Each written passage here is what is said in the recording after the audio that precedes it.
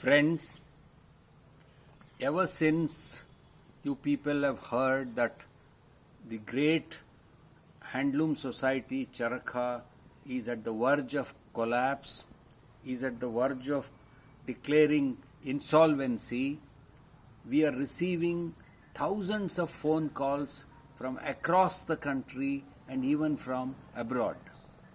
This is because Charkha is now one of the largest producers of the naturally dyed handloom fabric in the country. Its capacity is 30,000 meters.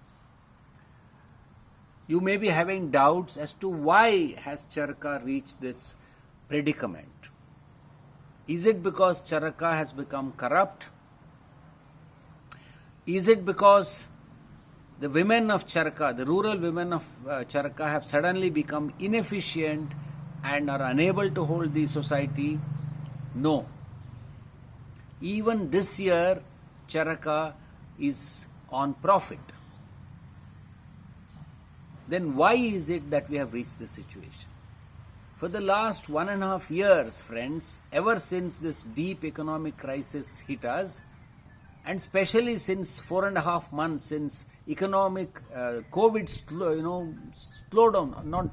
lockdown happened, we decided that we will stand by every one of our weavers, every one of our dyers, and every one of our women who make the garments.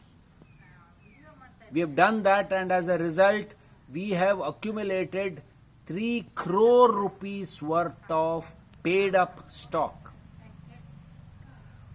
On the other hand, the state government for the last 18 years has entered into various PPP projects, public-private participation project, in which they were to invest about 2 crores of rupees, more than 2 crores of rupees in Charkha.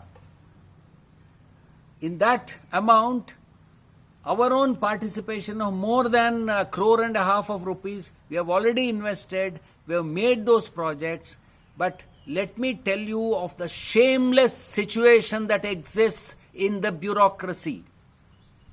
In the last 18 years, not a single pie from that amount, from the government amount, which was sanctioned by the chief ministers of this state, including the present chief minister, Mr. Yediyurappa, it hasn't reached us.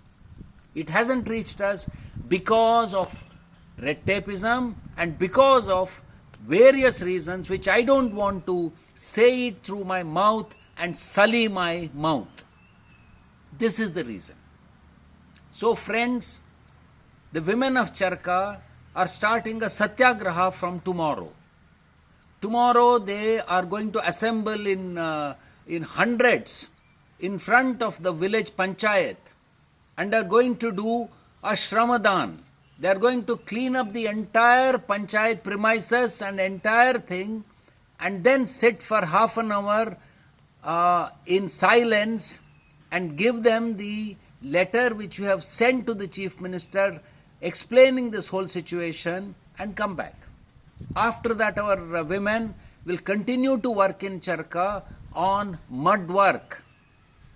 We are keeping them engaged, keeping our weavers, keeping our dyers, keeping our highly skilled people engaged by making them de-silt the tank and do the various mud work. They will continue to do that. And we, including me, will go from village to village and start distributing some of the unsold stock to the village poor and tell them that this is their satyagraha.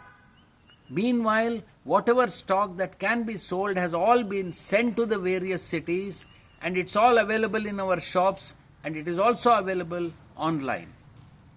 We are already getting thousands of responses and calls, even from places like England and America. They are saying, what can we do? We are saying, please buy our fabric. If you cannot come to the shop and buy it online. Friends, the response from the people is so amazing that yesterday we received 10 lakhs of rupees from one of the very prominent industries of India, telling them that please treat this as our donation.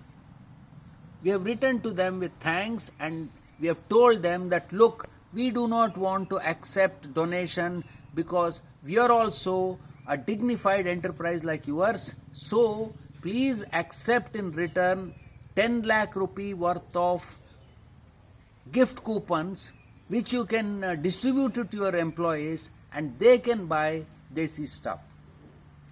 So let me reiterate that what we want is that Charaka stock keeps rotating so that we can give more employment to the weavers and the rural economy is held strong.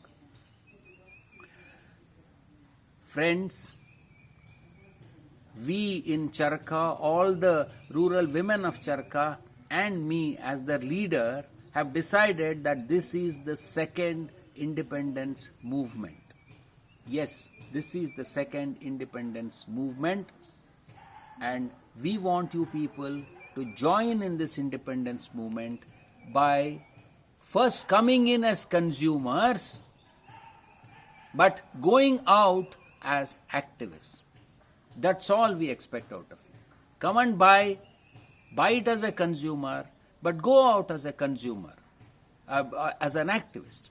An activist is somebody who buys consciously, with awareness of how was this product produced, who produced this, what amount of work has gone behind it, and what amount of environment will be saved by buying this product. If you do that, this country will be saved. Friends, we want you to become part of this second independence movement. Thank you very much.